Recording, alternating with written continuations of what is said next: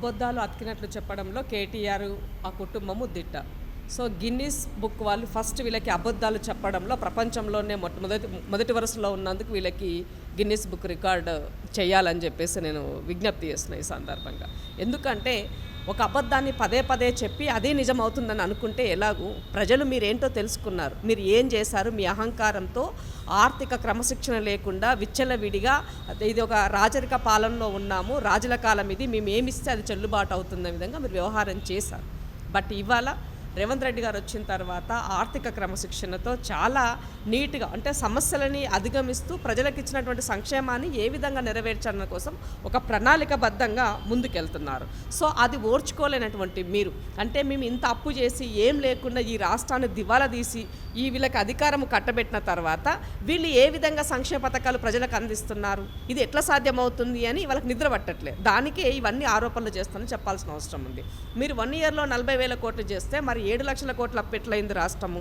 ఇవాళ మీరు చేసినటువంటి అప్పుకు ఈ ప్రభుత్వం ప్రజాపాలన ప్రభుత్వము రేవంత్ సర్కార్ వచ్చిన తర్వాత కాంగ్రెస్ పాలనలో ఇవాళ ఇప్పటి వరకు 64,000 కోట్ల రూపాయలు కిస్తీ తర్వాత వాటి యొక్క మిత్తి రెండు కలిపి ఇప్పటివరకు లక్ష చిల్లర అనేసి ఆరోపిస్తున్నారు. మేము 1,00,000 పైన మీరు అప్పు చేసినామని చెప్తున్నారు కదా. మేము చేసిన అప్పే 52,000 కోట్లు.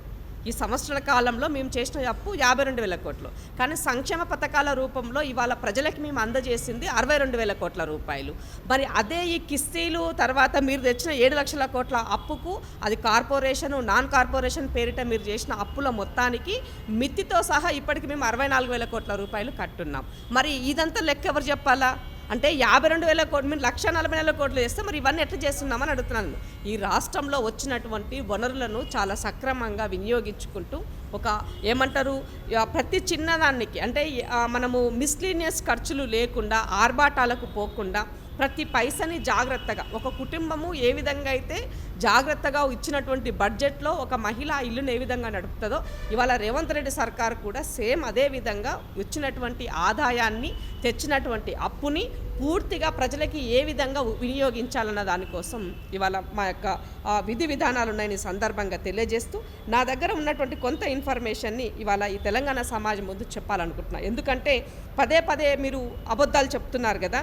ఇవాళ మేము 62,000 కోట్ల రూపాయలు ఏ విధంగా సంక్షేమానికి ఖర్చు పెట్టినామని చెప్పాలనుకుంటే పథకాల రూపకంలో రైతు భరోసా అనేది అంటే గతంలో రైతు బంధు రైతు భరోసా అనే దానిని పార్లమెంట్ ఎలక్షన్ సందర్భంలో మేము ఎంత 7,625 కోట్ల రూపాయలు దానికి చెల్లించాం. అలాగే రుణమాఫీ కోసం 22,000 కోట్ల రూపాయలు ఖర్చు పెట్టినాం. ఇవాళ ఆరోగ్యశ్రీ కింద 890 కోట్లు. మీరు 8 సంవత్సరాల కాలంలో మీరు కేవలం 1,400 కోట్లు ఖర్చు చేస్తే మేము ఒక్క సంవత్సరంలోనే ఆరోగ్యశ్రీ కింద 890 కోట్లు ఈ ప్రభుత్వము ఇచ్చింది. సో దీంట్లో మహాలక్ష్మి గ్యాస్ సిలిండర్ ఏదైతే మేము చెప్పినామో దానికి సంబంధించి 450 కోట్ల రూపాయలు ఇచ్చినాం. గృహజ్యోతికి సంబంధించి ఉచిత విద్యుత్ 200 యూనిట్ల కింద 1,234 కోట్ల రూపాయలు ఖర్చు చేసినాం. విద్యుత్ సబ్సిడీ కింద ఏదైతే మనము ఉచిత విద్యుత్ చెప్పినామో ఆ విద్యుత్ సబ్సిడీ కింద 1,141 కోట్ల రూపాయలు ఖర్చు చేసినాం. రైతులకి ఇన్సూరెన్స్ కింద 1,514 కోట్ల రూపాయలు ఖర్చు చేసినాం. ఇవాళ రేషన్ బియ్యం సబ్సిడీ కింద 1,647 కోట్లు ఖర్చు చేసినాం. స్కాలర్షిప్ డైట్ ఛార్జీలు పెంచాం. వాస్తవం చెప్పాలంటే ఇవాళ డైట్ ఛార్జీలు 40% తర్వాత 200% డైట్ ఛార్జీలు వాటి యొక్క మెన్యూ కాస్ట్ను కూడా 40% పెంచినాం. దీనికి పెంచి మేము ఇచ్చినటువంటి దాంట్లో కూడా ఇవాళ మీ చేసినటువంటి దాంట్లో మేము కట్టినటువంటివి కూడా 1,016 కోట్ల రూపాయలు ఇక్కడ ఇచ్చున్నాం. ఆర్టీసీ సబ్సిడీ రాయితీలను కూడా ఈ ప్రభుత్వము 2,311 కోట్ల రూపాయలు ఈ ప్రభుత్వం ఆర్టీసీకి ఇచ్చింది ఆల్రెడీ. సో ఇంకా మేము ఇవాళ కళ్యాణ లక్ష్మి షాదీ ముబారక్ మేము ఇవ్వలేదని మీరు మాట్లాడుతారు కదా. ఏవైతే ఉన్నాయో వాటికి సంబంధించినవి కూడా ఇవాళ దాదాపు 2,311 కోట్ల రూపాయలు వీటికి కూడా మేము ఇవ్వడం జరిగింది. అంటే ఇవ్వలేదు అని మీరు చెప్పేటువంటి వాడికి ఇచ్చిన నేను చెప్పేటువంటి నా దగ్గర ఉన్నటువంటి సాక్ష్యాలు ఇవాళ ఈ సమాజం ముందు మేము పెడుతున్నాను. కాబట్టి పదే పదే మీరు అబద్ధాలు మానుకోండి. ఇవాళ మీకు దెబ్బ తగిలినాక కూడా మీరు రియలైజ్ కాకుండా మళ్ళీ అదే అబద్ధాలు మాట్లాడడం సరైనది కాదు. ఈ సందర్భంగా నేను మీకు ఇంకొకటి కూడా గుర్తు చేస్తున్నా. ఏదైతే కేంద్ర ప్రభుత్వం ఉందో ఇవాళ కేంద్ర ప్రభుత్వము ఒక ఆర్థిక వృద్ధిలో తెలంగాణ టాప్ అని కేంద్ర ప్రభుత్వం ఒక డేటాను రిలీజ్ చేసింది.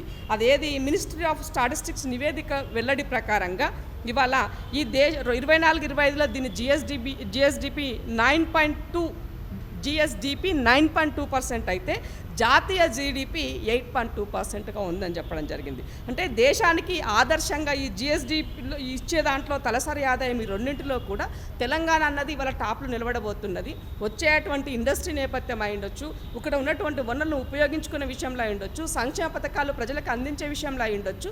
ఇవాళ రాబోయే రోజుల్లో ఒక ఆర్థిక క్రమశిక్షణలో తెలంగాణ ముందుకు వెళ్తుందని చెప్పేసి కేంద్ర ప్రభుత్వం కితాబు ఇచ్చింది. ఇది నేను చెప్పినటువంటిది కాదు. కాబట్టి నీకు ఇంత చదువు వస్తే ఒకసారి వెళ్ళి వాళ్ళ సైట్లోకి వెళ్ళి మీరు వెతుక్కొని చూడండి కేంద్ర ప్రభుత్వము ఏమిచ్చింది, ఏం మాట్లాడిందని దానికి. ఇవాళ పదే పదే పొద్దున్న లేస్తే పిల్లి శాపనార్థాలు పెట్టి పదే పదే కాళ్ళలో కట్టలు పెడుతూ పని చేయకుండా పని చేసేవాడిని మాట్లాడడమే, దూషించడమే, ఒక నేను ప్రతిపక్షంలో ఉన్నా కాబట్టి వ్యతిరేకించాలనే విధంగా మీరు మాట్లాడే ధోరణి ఈ సమాజం మిమ్మల్ని పట్టించుకోవట్లేదు.